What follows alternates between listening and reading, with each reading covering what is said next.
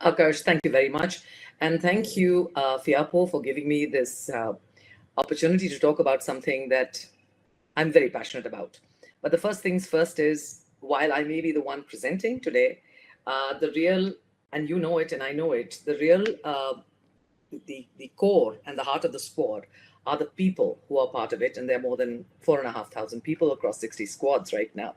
So I take complete false credit in being the voice right now, but the voice is really all these wonderful people who are doing a fantastic job. Now, I'm terrified of PowerPoint presentations, but since it was a little bit of a I think a topic that you have to get your hands around, I thought I would take a shot at a PPT. So give me a second while I shift this to the PowerPoint. So just give me 1 second if you don't mind. All right, guys, can you see the screen? Yes. Good. Thank you so much. So here it is. As I said, this is a little bit about what we wanted to talk about today. We've heard, many of us here, I am presuming that are from Bangalore or maybe at least are familiar with this concept. But the canine squads are something that have been around for a while. I would just request anybody who's on in a public place to just mute, because I'm hearing a lot of feedback. If you could just mute, that would be wonderful. So the canine squads sound, very militant and very, kind of almost kind of weird, sort of a police squad going around with a very strong military kind of focus, and squads have that kind of sound to them, and canine squads have that kind of connotation of being a lot more like police canine squad or whatever. But I can't tell you anything else except the name came up and it stuck and it just stayed. So we're going to quickly talk about Bangalore's hyperlocal canine squads. And please remember, this is a citizen initiative.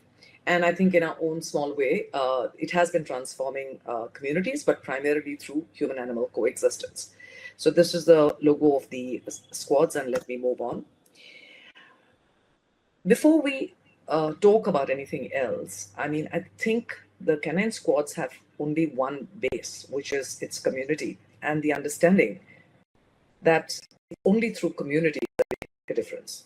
So the origins of it are very simple, just a group of people that came together. I used to live on Spencer Road. We had, down the road, we had like maybe 7 or 8 dogs, and then, Fudge gave birth to 5. And but then, the dogs were neutered and vaccinated. When there was a problem, they were always taken care of. They were fed.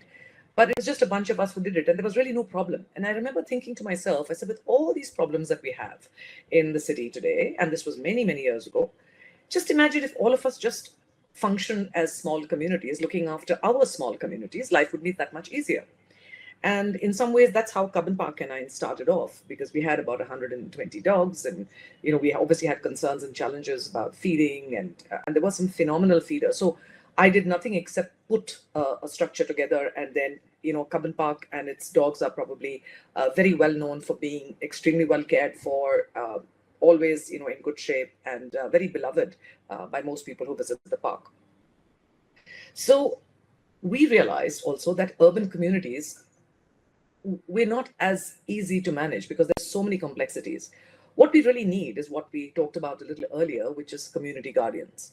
So whether you look at, whether it's the human face or the animal face, there is a lot of pulls and pushes right now. And I think no better time to talk about that than today, especially when you look at what's been happening at the Supreme Court and the kind of stress it's put on us as animal welfareists or people who are concerned about animals. But this is what is very important. In fact, Aditi pointed this out to me, and she's, I think, on the call. She said this is not about animal welfare, but it's really about public health. It's about civic engagement and community harmony. Yes, we have a legal framework, but the way we've operated so far, has a very much more basic, a slightly more straightforward, polarized view of dealing with things. So either you're an animal lover or you're not. There seems to be nothing in between. So that was something that was also a concern. Now, we thought about it, and I'm just thinking what we need is empowered communities, but we do need them to be local so we can, act faster. We can do things a little bit more quickly, a little more responsibly. So really, that was the start of the canine squads. the basic difference that was made and that was kind of followed through was the focus away from just animals to humans and to human-animal coexistence. So that was nothing which was major, but it was a game changer because it's the way you look at groups, at action teams, at the situation of animal welfare. And one needs to be reminded that this is not, an NGO project that, we can all sort of pat ourselves on the back about and say, oh, this was great. That was, somebody did this. It's a citizen-led project, which has very little involvement really from an NGO as such, but of course works closely with many, including mine. The change and the game changer, which is really the foundation of what we've been doing, is the hyperlocal empowerment. When you tell me that something has happened far away in, electronic city, much as I would like to, much as I would really be concerned about it, and I would want to, there is a limit to what I can do. One is in terms of access, in terms of being able to impact. And the other thing is also investment in that space. I mean, I'm not a resident there, so I may not be that impacted as somebody who lives in electronic city is. So I realized that we really need to be able to use that as a foundation. So the hyper-local empowerment was what was critical. So while these are extremely decentralized groups, the ownership of whatever the problem and the solution is in that area, so whether it is Ulsor or whether it is Frasertown or Electronic City or Cubbon Park or whatever, will remain the same. And so that's the basic philosophy. The second thing, which I think was a game changer, however ordinary it sounds, is the fact that we moved from animals to human beings and animals. Now, once that happened, I cannot tell you what a change it made.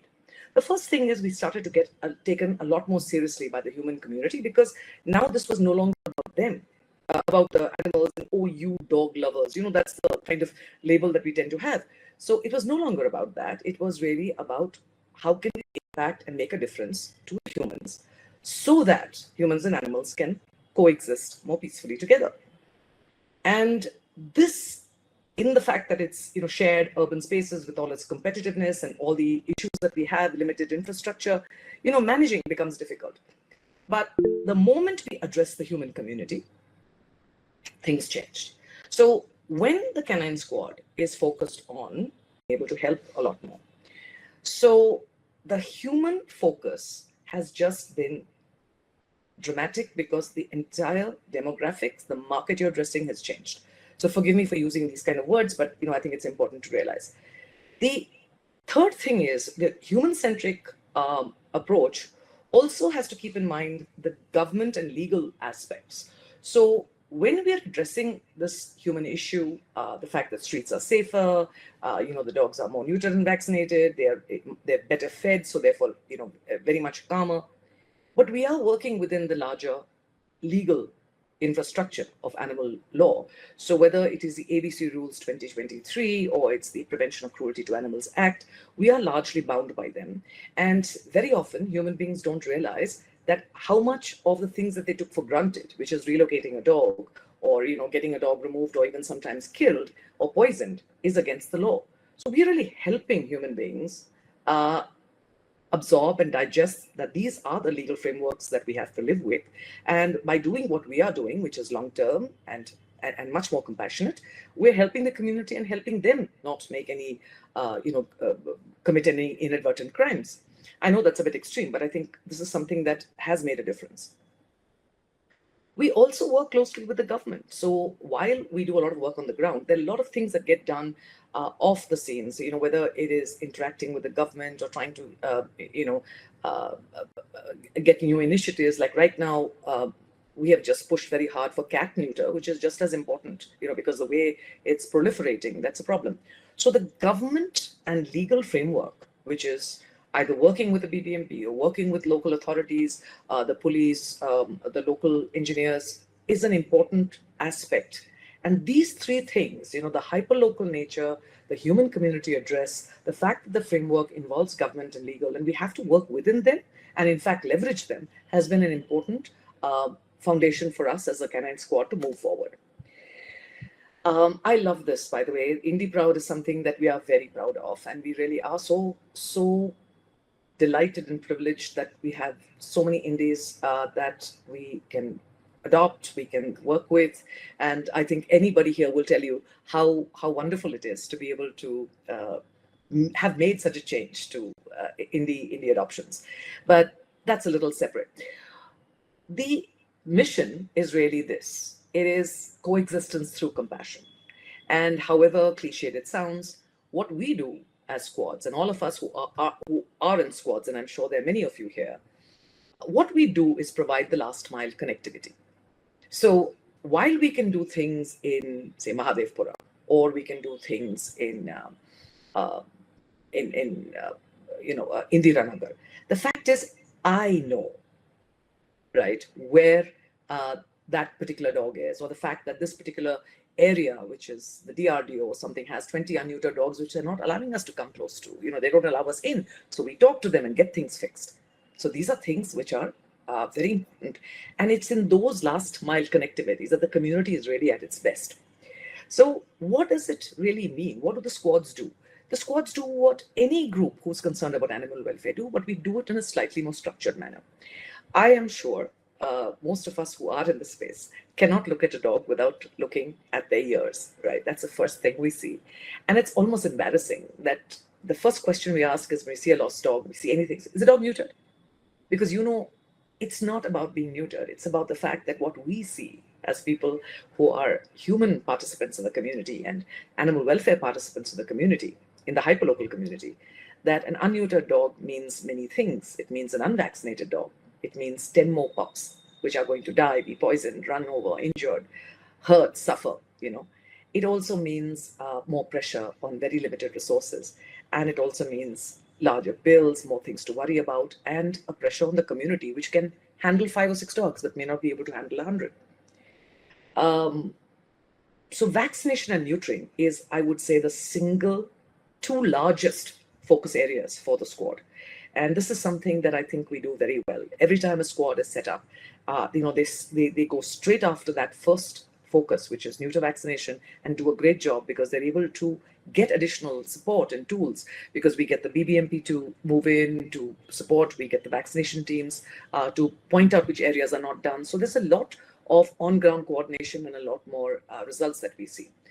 Food, there are brilliant feeders who do such a great job. And we always say that you cannot be a feeder if you're not neutering and vaccinating, because that's really half the job that you've done. You've really not done anything else if you're only feeding a dog. I mean, you need to be able to make them safe for themselves and for the community.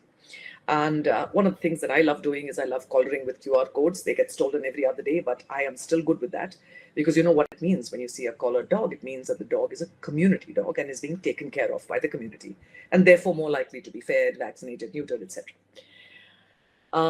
Medical care is a big issue, and we see a lot of very strange things happening, and it's really sad when we see our dogs being sick. We have had so many problems, and we have dealt with it as a community. But the good thing is there's no crisscrossing. So it's not like Electronic City dog is going to be picked up by somebody else. It's their community which is largely handling it. And that's a good thing.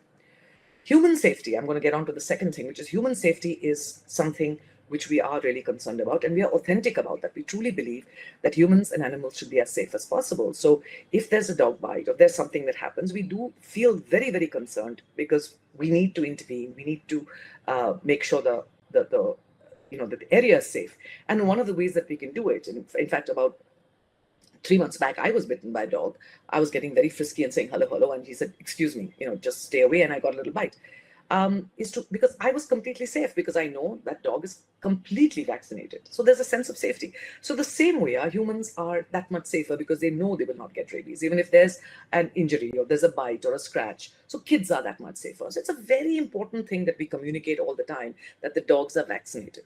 And which is why that horrendous green paint that we put on dogs that are vaccinated look so ugly. But it's important for people to know that that ongoing thing is happening. Let's move on to community harmony. Now, this is another important focus, because we are constantly building bridges, whether it's the RWA, whether it's the apartment associations, whether it's BBMP, whether it's the police, the local Rotary, you name even our vets in the local areas. We work with them make sure that they understand how much we are concerned. So while we have our pets, most certainly our community dogs are just no less. So we are working very closely with them as well. So vets know that the squads are meaningful, and an organized group of people who have some specific areas of focus and really would make a difference. But we don't stop there. While we work on the space, we're also very conscious that we should be focused on adoption, because anybody who buys is really anathema, and that goes against the basic tenets of any animal welfare group, and particularly a canine squad. We also look at being responsible pet parents. We are disgusted when we see people who do not pick up or don't leash their dogs outside, because I think they just make all of us look really, really bad. There's no other word for it. I mean, it's just horrible. And they all, we're all as weak, as strong as our weakest link. And the way this kind of impacts us is, we get less loved by the community, and we get less supported by the community. So you look around you, I'm sure, and you will see a lot of people who are adopting indies, and that's something that we're very grateful for. It's very important, and I'm scrolling to the last point here, we're saying that we work closely with shelters, with rescuers, with NGOs, with feeders, but we are not a rescue group. And unfortunately, a lot of people join with the impression that we are a full-on rescue group. Just one second. Do you want me to put on my microphone or something? Akash, any problem? Okay, thanks. So suddenly I got a thing saying put on your microphone, so I got a little worried. Okay, so yeah, so coming back to this, you have at this point the kind of wrong impression that that's what we do. We do rescue and we just respond. I am not going to deny the fact that that is almost 50% of our job, but that's not by choice. It's because it happens. There will be an abandoned dog. There will be an injury, and we will have to action that. But remember one thing, I go back to my original point. The more we neuter, the more we vaccinate, rather than having, we have 2 dogs to rescue today, let's assume. If we don't handle our neuter and vaccination right, what we're going to be doing is rescuing 20 dogs. And that's the math. That's the maths. And we have to sort of understand that if we don't get preemptive, and that's a word I love, which is preemptive. Let's look ahead, of the problem and into the solution, and let's be one step ahead in terms of sorting it out. So doing that, and it comes really right down to neuter vaccination, and that's the focus that the squads will and always have until we reach a point where 100% or 95% of our dogs are neutered and vaccinated. So not a rescue group, and this is important for us to know. How we work, I'm going to repeat a few things that we've already discussed, which is it's entirely a decentralized community. So Jayanagar, for example, is run very separately, very differently, but with the same tenets, with the same kind of structure, that there are no forwards, it's only hyper-local, all those kind of things, which is important for us. Or Nalsur is different, and Nagasandra is different. We've got a brand new squad, which is Yashwantpur right now. We've got a couple of rural squads that we have set up, because they are also very critical, like Devanhalli and Yelhanka, which are on the outskirts, right? So these are, and it's important for us to know, these are self-driven. So there's nothing I do really, except for putting in my nose once in a while when it's not required. Self-driven, they're self-funded, and very closely embedded with their RWAs and the apartment associations, etc. So that, they have that kind of resonance in terms of getting things done. We have all sorts of people on the group. I mean, ideally, we would love to have a lot more, but it's okay. What we do try and keep at least a couple of vets on the group. So, sometimes there's a small question or something that needs to be discussed. And, we can easily answer that if we have a vet on ground. So training and support. I mean, the whole idea is there are moderators who inform, who empower, and as long as you know who to call for what, it's very easy for us to just follow through and to do things. But we need to know how to do it. Sometimes we just don't know what to do. And, that's why we get into a bit of a flap and we tend to lean on other people.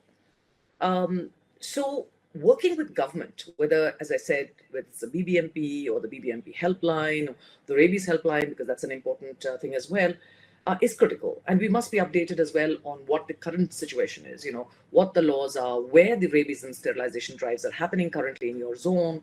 And, if there's a person who's been transferred as an assistant director from one to the other, or the catcher has changed, it matters because that's how detail oriented we are, that we need to know who to contact if, for example, a dog had to be picked up. The third thing is the hyperlocal action. We've talked about this time and again, but the important thing about this hyperlocal focus, like Alsur does Alsur, and Rajinagar does Rajinagar, and a little bit on the outside, is that our turnaround is quicker. There's greater efficacy and impact, and the results are seen really quickly. And it's both from the human side as well as the animal side. You will see a lot more. And the impact, sustainable impact, is my fourth point, which is we need to focus on metrics. I'll give an example. When we had Jamal Squad just set up, within, I would say within about 8 months, we had, no more than, I think maybe less, 6 months, we had about 150 dogs neutered. And within about a year, we had more than maybe twice or thrice that number, thrice I think that number, but it was done very methodically because, again, last mile. And the dogs that we weren't able to catch earlier, we were focused, sometimes even bringing in private catchers to be able to do that. And that helps because today, if you have a look at Genhal, they have very few dogs which are not neutered, very few. And those can be, sometimes in the slum areas or the breeder areas where we are not able to access them, but we work very hard to even break that nexus and get things done properly. So that's a good thing, and this happens almost everywhere. That's an important category. The third category, if you see a slightly light pink spot, is 40%, which are the animal neutrals. Now, these are primarily uninformed and passive. I may not say they'll hit an animal or they'll hurt an animal, but they probably will pass by. And if tomorrow there's a news about a dog being hung up or beaten to death, they would be horrified and say, this is terrible. And at the same time, if a dog were to bite somebody, they would say, why don't they, and there would be a response saying, why don't all dogs go into a pound? And they would say, yes, that's a good idea. So there is a certain sense of passivity which is there, but these are good people. So I feel that it's the second 30%, which can gently influence this group and make a difference, where again you normalize care and support, you bring them in. So this is how the red from the 10% goes out to the 30% and then goes out to this 40%, which is a huge jump. The last one is the outermost, which is 20%. And you and I know many people like this. They want to kill all the dogs. They want to get rid of everyone. They just hate animals. And if they could, they would do harm. And since they can't, they make it as tough as possible for people like us. So this is a group that is very difficult to manage. But my question is, when we have limited time, why bother? So either the law will take care of them or the universe will. So, let it be. So my idea is, do not focus on two areas. That is the 10% of animal activists, because we are preaching to the choir, right? Focus on circle 2 and circle 3 and make them more empowered, make them more active, allow them to succeed, and then you will see a very much larger impact. So this is the pinkening strategy, is really the core of the squad and why the squads can be so big. Now we have about 4,500 plus people across 60 plus squads. So that's a lot of people. There's some squads with 400-500 people. There's some people with just 40-50 people in their squad, which are very small or just new. And you would find the same 20 people doing some things. But the ones who are on the outskirts are the ones who are doing things like adoption. They've adopted an indie. They have got into writing something about it, or they're funding. They're just getting more and more engaged. And I think that is something which we should really feel happy about, because that's something where how do we make a difference is really the question. So while this seems like a bit of a weird slide, I'm happy to talk about this because I feel in some ways this is really the core of what we do with the squad. This is very clear. I mean, we have what we work with is information, empowerment, and enablement. We have standard operating procedures, and I feel we could do a lot better than that. We would love to have FAQs, better information which is readily available, where people don't keep putting the same things in the group saying, who do I contact for this? Or this is what happened, what do I do? There's a lot more current and much more accessible information. That's something we really need to work on. We've used WhatsApp as a technology platform, which is as low as it gets. And it has its limitations, but it's also a good space to be in. The community engagement framework is, I think, the star part of the squad. It is the core, an absolute core of the squad. So while the informations, processes, structures seem more or less the same, the local adaptation is what makes it, I think, a lot more digestible, a lot more long-term, and a lot more permanent, because it really reflects local ethos and whatever needs to be done. So we need to improve, but we do have access to training resources, and therefore, to add a squad, that is, to expand and sustain a squad is not very difficult, because, for example, we just recently added one in Yelahanka, and it was quite seamless. We added a few more people. It's going to grow a little bit. We have another one in mind. And as long as there are the core group of people who will take this forward, work with BBMP on neuter vaccination, and then add on the other frills, we can go on. So it is very scalable. And as I said, I'm very critical. So a lot of things that we can do better, and I'm conscious of that. We don't. I have many people who are disappointed with some of the things that we don't do right, and I'm conscious. But at the end of it, it's making some difference, and that's good enough. Yeah. This is some of the things that we have done, and I think this is not even complete. Over a period of last few years, I think this is very minimal. This is the kind of sterilizations minimum that we have done, and vaccinations have been very, very aggressive. So, for example, I was so proud of Alsur Squad when there was a vaccination drive that was happening. What we had and what we saw was our moderator there is Ajita Joseph, and Ajita Vijayan, she immediately called up BBMP and said, we need to have some more, these 4-5 done. 304 dogs in that week were vaccinated in that immediate area. And when Ajita called BBMP and said, these dogs have been left behind, she insisted and brought them back and finally got those 4 dogs done as well. Now, the kind of trust it builds is really, really high. And everywhere you go, it's this kind of zealous, dedicated focus that we cannot afford to have a dog which is unneutered. We cannot have a dog which is unvaccinated. We cannot afford to have a single rabies case in Bangalore. Now, these are things which are very important. And, as part of some of the trust that we have done, as I said, while the squad is a huge community initiative, there are also a lot of things that many of us who are in the advocacy space, like CG Memorial Trust, like FIAPO, etc., are doing behind the scenes to make sure things happen. Now, the Rabies Helpline is something we're exceedingly proud of, and it's something that has been such a game changer in Bangalore. The deaths have reduced, the ability to respond quickly has increased. So that's a big deal. And the good thing, and you will find this across most of the RWAs who we work with, is that there is immediate sense of trust, of feeling of being taken care of, that something is being done right. They themselves, like I was talking to somebody, in fact, I was talking to Lavanya of FIAPO, and she's joined Malleshwaram. And I was telling her, I said, how are things in your area? She says, Priya, I have not seen a single dog without a ear notch. Now, if you ask me, that is success.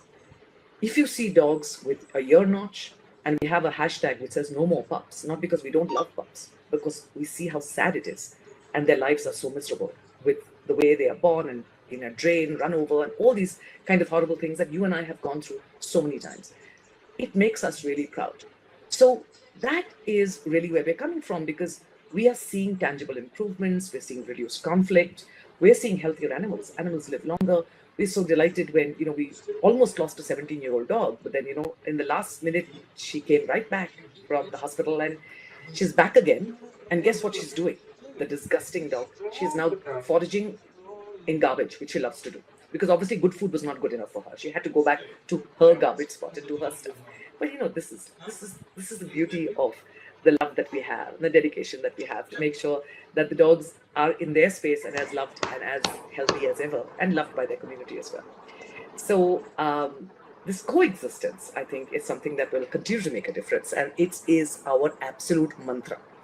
Human-animal coexistence. So when you hear it so many times, you'll have to forgive me, but I think that is really what drives us.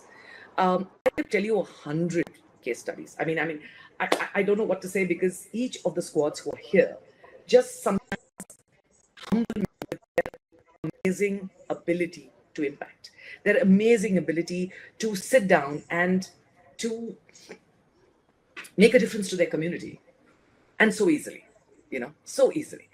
So Femina squad is one of our newer squads, and I think I am really not joking. I think they don't have a single unneutered dog in that area. So this particular group has started small, but from a largely unorganized, place that was not really in the radar so much. The entire group, led by Sukanya Sinha, who's a brilliant, warm, compassionate person, and Malika Ghosh, who's a really, really focused and go-getting person, a great combination. They have just gone after these two issues, which is neuter vaccination. And for them, if you talk about the Transformer Gang, this is a group of dogs that gave birth about 6 times. There are about 40 dogs that have come out from that Transformer Gang. And when the last dog was neutered, I'm not joking, I think these guys went and danced around that place because they knew how many dogs have come out from there. The Transformer Gang was a big story. And I mean, one of these days, I think we need to write about that. But do you know how many of the Transformer Gang puppies got adopted? About 8 of them. 8 of them, of those pups, were adopted by the C.V. Raman squad and the various members there. And I'm just amazed by how beautifully they do it. So they're all cared for. They're certainly well fed. They're medicated. Any issue, I mean, you'll have an immediate, sort of a dial-up to a clinic or to a vet who's in-house to make sure that they are taken care of. The adoptions have been something which have been phenomenal, really, really heartfelt, and the indie focus is very high. They also have a fund pool that they sort of contribute to every month, so that there's some amount of money for cases that need special care or which need hospitalization. And this is it. The secret has been community engagement, very committed administrators. There's always transparent communication, no talking down. And there's a responsible set of interventions. So there will be the 1 or 2 people who come in and moan and groan. But I think the important thing is to be able to, work with the community and work out what makes sense. So, I mean, Sukanya and Malika, if you're there, I mean, my heartfelt thanks. I hear the stories, I read them, and I always say, wow, I mean, you guys. And I say wow to a lot of the squads. I almost feel bad. I mean, I just picked C.V. Raman out of a hat, but I'm just saying, if I were to tell you the stories, if only I could tell you the stories. We had recently an issue in Richmond squad. We said, nice upmarket area. We only had Muskan up for neuter. She had pups recently. So we said, let's do a walk and let's find out what's happening. So we did that walk. Very few people turned up. I think it was about 6 or 7 people that turned up. And they found Muskan and they said, we have to fix her. So we called BBMP. And then they decided that they would go a little further. So guess where they went? They went to the cemetery. And at the cemetery, the Indian Christian cemetery, guess what they found? They found 40 dogs, of which 2 had died of starvation, 2 lactating mothers, 11 pups, 4 dogs that were neutered. They went to the next cemetery, which was there's a Muslim cemetery, there's a Hindu cemetery. There was a total of 106 dogs, and hardly 20% of them were neutered. Thereby started Project Gravities, or a grave mission. We are very cute. We have names for all our areas. So the park dogs are called the parkies.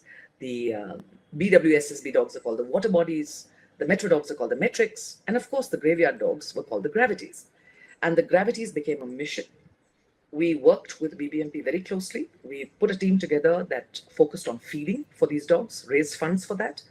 We got BBMP to come in and put in a large trap cage where we could feed the dogs inside the cage and therefore get them, easily neutered and vaccinated.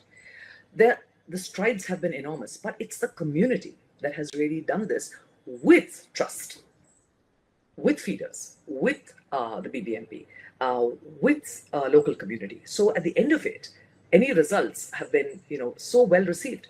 And, when we see the same dogs who are scurrying when you saw them, when Gautam sends a message across saying he's taken toys for them, and to watch these earlier starving dogs, playing with toys, it just makes, it's balm to your soul, really. Cunningham squad, we've had a similar sort of rehearsal walk and we found a few things and we're on it. I mean, we want the area to be really, really safe and happy and good for the dogs as well. So, stories are legion. Richmond squad is doing this. I'm sure many of you have other stories like that where you want to focus on a particular area. And Hennur squad, for example, where Akash is, is focusing on something called the Silver Lake Project, where we almost have about 300-400 dogs, which was formerly a lake, and we are really getting nervous about how to handle it. So that project is going on. So each squad is doing their own bit. I mean, I may just come in for a bit to put in, as I said, my unwanted 2 paisa, but it is really the fear that we cannot have more dogs reproducing and more pups suffering in the neighborhood. We want our dogs to be vaccinated so our human beings are safe. It's that philosophy and that motivation that drives us. So that is really what it's about. And this is what we hope to do. I mean, at the end of it, it's a Bangalore project. And it is doable. I mean, we look at this as a blueprint for really transforming urban communities into spaces of empathy, responsibility, and shared living. Prosperity is certainly not the wrong word, but it's doable. What we need to understand is it's doable, and that is what will drive us forward. So yes, Bangalore, as the canine squads have been interesting, has been quite an impactful pilot. It has grown tremendously, but we can do this elsewhere. We can increase our interaction in Bangalore. We can try and do this in other cities in Karnataka. So those are things that we can certainly do. So with this, I'm kind of done, and I would, hold this up for questions. I've taken a lot of your time. I've taken more than 40 minutes, and I know this is the time for questions. So let me know what you think and anything you'd like to ask me. Thank you very much, Priya. Darshan has shared some questions on the chat box. Okay, would you just read it out, because I'm not able to see the chat? Yes. The first one, how do you track and measure the activities of these squads? Is there any central system deployed online and offline? No, it's informal at the moment. We would really like a little bit more, capture. But I think, Akash, I have to be honest, that we're too busy doing. And therefore, we haven't captured, but that's definitely on the anvil. Where we do collect information is, especially when it comes to neuter and vaccination, is we try and make sure we put the numbers down in the group. So that is something that we try very hard. So also we were able to give you figures pretty quickly. We work with BBMP when they, are in an area to say how many dogs have you done. But we are more concerned about where the squads have intervened. So yeah, to a short answer, yes and no. We need to do better on that. Thank you, Priya. Are there any enrollment guidelines for members when joining the squad? No, we have two varieties. I mean, we have people who are really hands-on. I mean, they know their work inside out. They are amazing at what they do. And then you also have people who are very new to the space, have one qualification, that they do like animals and they do want to make a difference in their community. So there is a wide spectrum. But the one thing that we ask is that people should be committed to making a change in their community. They should be positive, optimistic, looking forward, and be open to participate and impact. So you will find the standard chest beating types. The people who will come in and say, this is happening in another place, this dog got strung up, oh my God, and we'll all cry together. I mean, I think that's so pointless. We've got so little time and so much to do. So once we say hyperlocal, please tell me what is happening in Alsur. Let's stay with that. If you want to go outside of that, you'll have to go to another group. Right now, we can do better when we focus on our immediate community, and we do allow people to be on multiple communities. For example, I'm on Cubbon Park as well as on Cunningham, because I live in one place. I live in this Cunningham side, and my work is in the Cubbon Park side. So we can. So you can have dual identities. We have no problem with that. But I think it's more about the people who want to make a difference than anything else. I have a phenomenal woman I deal with, who's administrator on many of the squads, called Nandita. And one of the things that she and I sort of, don't agree on is that I'm happy with a few people who may not do much, but are actively watching or listening and learning. But, the thing is, it needs to translate into action. And I do appreciate what she's saying, that, people have to move quickly into an action mode. I have a longer patience line, but I do feel that her point is very valid. And I want to add, while I'm talking about, I can see some of, I'm not able to see, I'm using two screens, so I'm not able to see everyone really. But I can tell you that if you look at the people who have been who've been core to the squads, there's so many of them, but people who have For example, Yasmin was one of the first people who started the Ulster squad. Harani is with the mini forest. And if you look at the kind of emphasis and the inputs that somebody like a Nandita Subbarao gives, it is phenomenal. I mean, today we have an update every week about where the vaccination drives are being held across the city. So you can be prepared. So this list goes out to all the squads saying, this is your ward, this is where the guys are coming. So it helps you in two ways. You can get your dogs picked up easier. And the second thing is you suddenly have a whole lot of dogs missing because the moment they see the vans, they run. So you know if your dogs are missing, don't have to worry too much, So I mean, without emphasizing, and I'm leaving out more names than I'm mentioning. I mean, there are people who are stalwarts who have invested so much in empowerment and in being available as mentors that no words are good enough to say thank you for what they do. And there are people who are always thinking up new strategies. So I've got a colleague right now in RR Nagar, and Chitra, I think, is on the group. She just sent me a message a little while ago saying, I'm trying to work with multiple, campuses to make individual groups where we can focus on their feeding and their neuter vaccination. So I want to work with BBMP on that. How do you think we can go about it? I said, go for it. Now, this is the kind of effort that we want to see in communities. And each community has their own. If you look at a Fraser Canine Squad, for example, they have their fabulous calendar every year. I mean, you should see that calendar. It is beautiful. It celebrates all the dogs in Frasertown. And they are insane about their dogs. Insane. So, there you are. You have a lot of that stuff happening. They have their fundraiser, which is more fun than funds, but they raise a huge amount of funds. But the community activity is something we really celebrate. Yeah, back to you. Thank you very much. Is there anyone else who'd like to ask any questions to Priya? Also, if you could point out your biggest challenges, Priya, if you've noticed any during the formation of the squads, what would really come up often? Yeah, see, the challenges are the fact that information is not always readily available. There is no, we need to build the templates a lot more. But by the time we build it, things change. Look at the fact that now BBMP has become the Greater Bangalore Authority. The change that is going to happen because of the 8 zones of BBMP becoming now 5 corporations under the Greater Bangalore Authority is undescribable. We've already written enough letters to the government saying, how is this going to impact? But the good thing is we can talk together. We can come across as a firm community and say, engage with us and tell us how is this going to work. So I would say information, templates, FAQs, these are things that we need to do better. And as I said, you push me hard enough, I'll always tell you what is wrong. And so don't push me because I think there's enough going right that we need to celebrate. And the idea is with challenges are also, I think, lack of information. Sometimes people being very dependent. So you have the standard set of leaners who, whatever it is, will call you because they do not want to put something in the squad. And they do it because either they want to personalize attention or they're just too lazy to be able to engage. Now, the moment there's a problem, you put it in the squad, in the WhatsApp group. There's a conversation around it. Somebody will inform you, somebody will guide you, and that's good. Other people learn when that happens. And that's, I think, what is really, really important. Thank you, Priya. And one more question I had was if someone else from another city wants to replicate the same model, Yeah. what would be the first initial steps that they can take in this regard?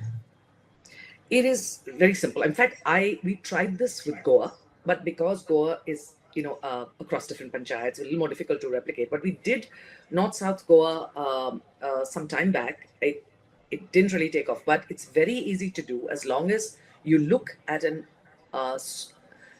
city in a relatable set of communities. So you start with 4 or 5, and that's it, and you can work with that. It's very easy to do, and we are always happy to support anyone who wants to do this. I know that Delhi has a slightly more singular. I mean, they have it for one or two areas, but there's somebody who's doing a great job with that, and she's a lovely woman. So I know that it's already happening. So I also want to say that it's not rocket science, but the fact is, today we have 4,500 people who are walking that dog, who have been able to execute that idea.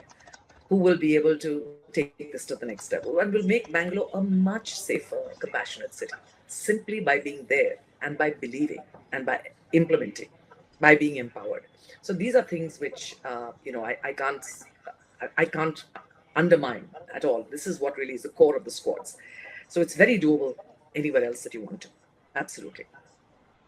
Thank you very much, Priya. Anyone else would like to share their experience while being in the squad? Harini? I'd like to just jump in with Harni, for example. Harni has been Yeah. absolutely incredible. In fact, her one of the first squads was the mini forest squad that she set up. So intense, so focused, and in a space that probably had very little, oversight because it was, a community that was still work in progress. What she and a Gayatri and others have done to build that squad up to the level of being so compassionate, it has gone beyond just the dogs. It's so many other things that they do. The community has turned inward and is much more supportive of the dogs, much more supportive of living together. But it's not an easy one. It's hard. I mean, she comes in, exhausted after feeding all the dogs and worrying about each one of them. So the heartache is something that I think we all have no choice but to live with. But Harini is just one of the best. Yeah, amazing effort, and a lot of us. I'm just so grateful to for doing what they do. Thank you very much, Priya. Yes, Shruti. Okay, Shruti is from the RR Nagar squad. Yeah. Right. Anyone else would like to pitch in? I can read Shruti's remark. I just my chat is working now, so I agree Okay. with what Shruti has said. She's got a very good point. See, at the end of it, you do have a very serious problem when we are trying to get hold of medical care, and RR Nagar has got a few centers and a few clinics, but the nearest you have is a PFA. You do really need to have a lot more shelters around that side where you can take your animals for support. So it's something that it is work in progress. So I think we can drive it from the area that you're in to say, how do we get more people to come in? Now, you know, one of the things that we did, and it may not affect Aranagar so much, is we realized that we're not going to be able to always go to the Cessnas or these big firms, but we can try and make the facilities of vet clinics much better. So the vet clinic in Queens Road has been made 24/7. So while you and I may be able to afford to go somewhere, the security guard who also sees an injured animal cannot. So this facility being available is a very important one. So I always say, don't raise money to go to Cessna. Instead, raise a Bowring, or a government hospital to a standard where everybody wants to go there. So these are things I think we drive very, very, very strongly, and I hope that we're able to do better with it. But facilities medically, you're absolutely right. It's a hard, tough business, Shruti, and I just hope it gets better very soon. We have one from Charu, Priya. Yeah. Uh, Yes, Charu, again, this is a collective experience. When you say most rewarding, is the fact that I think, as somewhat of a, like, as I said, just the person who's had the idea and then, everybody else has just done some incredible work, is to see communities coming together. It is an incredible experience to watch the magic in the squads. And I scroll through 60 squads every day to watch the magic emerge, sometimes the heartache, sometimes the painful losses of community animals, of cruel people that we really don't want to deal with, but the stories of resilience, the stories of love, the stories of dedication, and the ones of rising above yourself.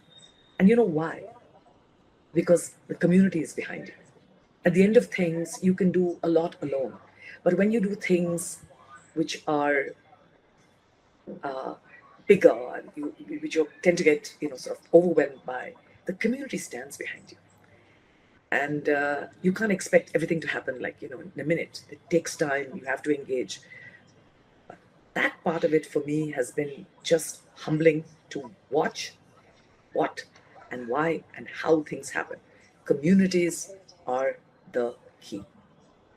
Loving, dedicated, empowered communities are an absolute joy. And that, I think, has been my reward through this process.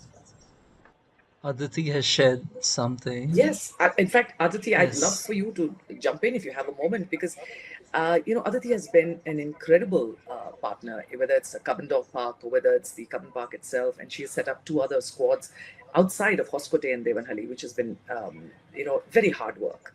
And I think one of the things that she brings in, which I'm so grateful for, is an unending sense of optimism and an ability to back talk with walk. So it's people like her, I think, who also jump in and they just believe. And then at the end of it, things do happen. And for many, many, yeah, I thank you for what you shared, Aditi, because neighbors turn into allies, streets become safe havens, and communities discover their own humanity. Very true. I asked a few of the squads to share some of their experiences, and I'll put this together in a blog because many people shared some very personal experiences of what the squad meant to them. And for that, I'm utterly grateful. Thank you, Priya. I think we can end with this. So, thank you everyone for joining in. I think it's really important that we were part of this. It really helps showcase the power of community and helping build a neighborhood that we are in to take shared responsibility towards the betterment of the community animals. And thank you, Priya, for sharing her experience and her initiatives with us. Thank you, everyone. Thank you. Have a lovely day. Keep caring, everyone, please. Thank you. Thank you so much, Akash. So I'll sign off now. Thank you. Look forward Yes, to, thank you. yeah. Bye bye. Bye.